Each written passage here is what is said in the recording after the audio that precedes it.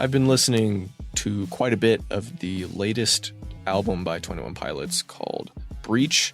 There's one song in particular on the album that has really spoken to me, especially as of late. You know, I heard it a few times initially and thought it was cool, thought it wasn't my favorite, but now it's like, yeah, this is really important. And that song is, of course, City Walls. There's, as I said, an important lesson to be learned, or more so an observation that I've made. So if that's of interest to you, then stay tuned. This channel exists to help you. It's an attempt to do so. Again, I'm not a teacher. I'm a student myself that would like to speak about that which I think is important and that could hopefully help you. The song City Walls is pretty cool because it can be interpreted, well, as well as many of 21 Pilots songs can be interpreted in many different ways. The way that I view it, at least for myself, the interpretation that sticks out to me, that helps me the most, is even within the chorus, the lines saying, "I wonder where you are, I wanted you to show me." The way around the city walls, the way on through.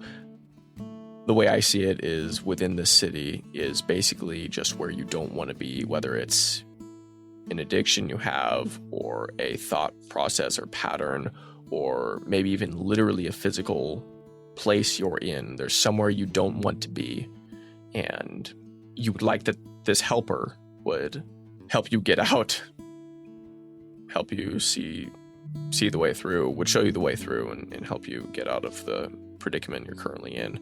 And to me, as a Christian, that I sing that to God, because that's sometimes how it feels. I wonder where you are. You know, it doesn't always feel like he's right there with you, but those of us who are in Christ, you can rest assured that he is. You get to the bridge and the lines are, "My smile wraps around my head." There's more to the bridge, but that's a very pertinent part, because even within this whole idea of I'm trapped in the city, I thought you were going to show me the way through. I really don't know what's going on, but I still know I want to get out of here. Somehow, some way, he still has a smile through it all. He knows that there's still some kind of hope. It goes on later in the bridge, the lines reading, and I love that they did this. It's a line from a song on one of their older albums, from the song Holding On To You. It says, "Entertain my faith." And whether he's saying that, now, again, this is all up for interpretation, but the way I kind of think about it is like, I could either be saying that to myself, like I somehow, some way, through all this adversity, I know that there's hope. Again, I don't even know why I still think that, because I haven't seen the fruit of that yet, but I know there is. So I'm going to entertain my own faith. Or you could be saying it to God. It's like, you know, I still have faith. Please give me something here. Please help me out. And then it goes on to say later in the bridge, "This is the last time that I try. This is the last time." There's something important, something super special about that moment where you've gone through the trial part way. Maybe you're even right at the near end of it, but there's a little left to do. There's something important and powerful and unlike anything else that happens within that process, even just the decision to keep on going. It reminds me of Endgame. Right at the end, Iron Man, he's looking at Doctor Strange, who told him, yeah, there's only one way that we win this thing. And Iron Man knew what that meant. At least to an extent, he knew what he had to do, and he probably assumed that he was gonna, die from it. But I can envision it now, that scene of him, he's looking, and you can see in his mind, he's like, okay, it sucks that this is the way it has to be, but nonetheless, I've been called upon for this moment. I'm basically at my last breath already, but there's still work to do. I think also of another 21 Pilots song and a line from the bridge. It's the song's called Oldie Station. In the bridge, oh no, I'm sorry, it's not the bridge, but it's just it would maxim be the word. It's a line that they come back to quite a few times in the song. It says, "When darkness falls on you, push on through." And it's not if darkness falls on you, it's when it does. Because it will. But you have to decide now, when that moment comes, I'm going to push on through. I think also of One Last Breath by Creed. I've been really into Creed as of late. The bridge, it says, "Sad eyes follow me, but I still believe there's something left for me. So please come stay with me, because I still believe there's something left for you and me." Again, the idea being the current predicament is probably undesirable, whatever it might be. You see that there's still work to be done, and the last thing you want to do is continue on, but there's something left. There's something left for you. I think also of Mr. Brightside, the lines in the song, but it's just the price I pay. He's talking about this. Now, I believe it is mostly, if not entirely, something going on in his mind, like these apprehensions he has about some girl he's with. But, singing about the whole thing, this is awful, but it's just the price I pay. Destiny is calling me. Open up my eager eyes. I'm Mr. Brightside.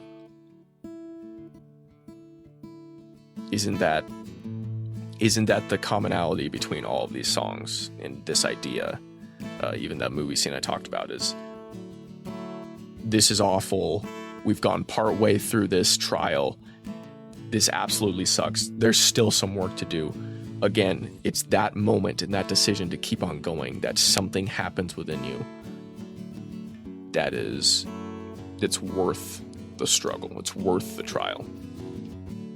The man or woman you become after facing adversity, walking through it, whether feeling weak or strong, prepared or not, is a version of you that people need and that you need to face future challenges. And they would never be awoken without the trials that shaped them, that shaped you or are currently shaping you. Facing the fire will grant you new abilities that were otherwise unattainable absent of the trial or trials. Again, your people need that refined version of you, so don't give up. But don't beat yourself up for the past failures that you've made. We've all made mistakes. We've all sinned and fallen short of the glory of God. In the words of Tyler Joseph in another one of their songs, you can't change what you've done. Start fresh next semester. This is your next semester. It's only once you're tempted to give up that you get to prove or even discover who you really are. It's only once you're halfway through the mile run you're gonna do, and you're like, yeah, this is worse than I thought. It's in that moment, the decision to, nonetheless, I'm gonna keep going. That's when you get to prove who you are, or discover it, as I said. I've seen Jordan Peterson live a couple times, and on that note, do pray for him, because he's currently, I believe, hospitalized, but regardless of what the issue is, just pray for a full recovery there. As I said, I saw him a couple times live, and I believe it was the second time I watched him. He talked about an idea. He mentioned that to get to the promised land, you got to go through hell first. Something along those lines. Things usually get worse before they get better. So push on through. Don't give up. When tempted to give up, realize that this is what you've trained for all your life, for this moment. Face it, overcome it, see who arises from the ashes. Is that a bit too formal? Anyway, you know what I'm saying. And I will say, to add to all of this, it's all the more encouraging to those of us who know Christ, for we know that as mere people, we can only do so much. But it is our part to, do our part and to choose to keep on going, to push on through, to be Mr. Brightside, to know this is a situation that, it might suck right now, but as I said, in this current moment, it's still up to you to decide to keep going. But again, as Christians, if we do have Christ, we can call on him when we are weak. For it says in 2 Corinthians, "My grace is sufficient for you, for my power is made perfect in weakness. Therefore, I'll boast all the more gladly about my weaknesses," this is the writer speaking now, "so that Christ's power may rest on me. That is why, for Christ's sake, I delight in weaknesses, in insults and hardships and persecutions and difficulties. For when I am weak, then I am strong, because of the strength of Christ." So the main observation then of all these songs, starting with City Walls, and then the other examples of both Going on a Run or the scene from Endgame, my main observation is that there is hope. When you're faced with adversity, you're most likely on the cusp of breakthrough if you don't give up. Consider the refined version of yourself that will arrive as a result of your resilience. And for those of us who are in Christ, all the more, remain steadfast, knowing His strength will sustain you. One helpful tip I have is something that's helped me a lot is to adopt a phrase that helps you. You could even steal one. That's mostly what I do. Before doing something difficult, or even after doing it part way and you still have more to do, I'll say, David Goggins, who's going to carry the boats and the logs? I'll just say that because I know what it is, and it's encouraging to me. Easy work, that's a Ronnie Coleman thing. At the gym, you're lifting a weight. It's the weight's starting to get to you. Come on, Spider-Man.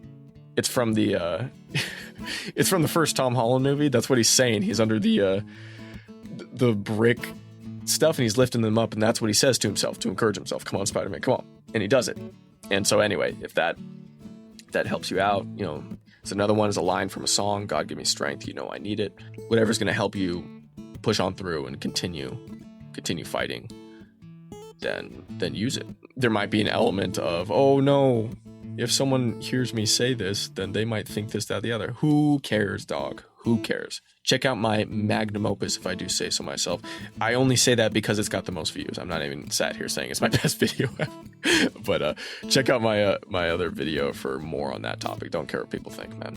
Got a few quotes here. Whatever happens to you has been waiting to happen since the beginning of time. The twining strands of fate wove both of them together, your own existence and the things that happened to you. Think of the life you've lived until now as over and as a dead man. See what's left as a bonus and live it according to nature. Love the hand that fate deals you and play it as your own, for what could be more fitting. So, a reminder that the predicament you find yourself in, and it might not seem like it in the moment, but it will turn out to be, and again, this more so is the case for Christians. It says in the word that He will cause all things to work for the greater good of those who love God and are called according to His purposes. So, this thing that's happening to you, it might not seem like a blessing right now, but you get through it, and then you'll look back and be like, wow, thank God that I was able to face this trial and overcome it. I'm better because of it now. Rock bottom will teach you lessons that mountaintops never will. Misfortune, or in this case, I would swap it with adversity, is virtue's opportunity. Before I was afflicted, I went astray, but now I keep your word. It seems bizarre to read it at first. It's like, why would it take being afflicted or facing some misfortune or trial to turn you back to some good virtue, let alone following Christ? But that is unfortunately how it oftentimes goes. It was good for me to be afflicted so that I might learn your decrees. How about that? It was good for me. That'll give you something to think about for a long time. How many people have the wherewithal to say that? It was good for me that I was afflicted. How about that? So to reiterate, when you've gone halfway through the trial, when you've ran half the mile, when you've gotten 80% through the workout, I always go back to gym examples. When there's family issues, when there's financial issues, when your life seems to be at an all-time low, remember that things usually get worse before they get better. If things are really bad, you're probably on the cusp of some kind of breakthrough. There is hope, and you determine who you are and or who you will become by the decision to continue on, to push on through in that moment. You face the giant and you're halfway through, you're almost there, you're really, really wanting to give up. That's when you prove who you are. So there is hope. Keep on fighting and see the fruit of it, for we reap what we sow. Well, thank you for watching. I do hope that this helps you in one way or another. And I did say this on a post on the channel recently, but I'll say it here as well, that I apologize to anyone that has stuck around, any longtime subscribers or even recent people that recent subscribers. Point being, I probably won't have a consistent upload schedule. Not that I specifically don't want to, but I don't want my videos to be made for the sake of making videos. If I notice something important, if I have some kind of revelation or something that I think will really help people, then I'll make a video like this one. That's what this is. So stick around if that's what you're interested in. And yeah, I appreciate your continued support. Again, there is hope. Push on through. I hope this helps you. So thank you for watching. Remember to treat others the way that you want to be treated, to love God and love your neighbor, and therefore you're going to be your best self. Don't know how many times I've said it, but I'll say it once more. Thank you so much for watching, and I'll catch you in the next one. As always, it's an honor.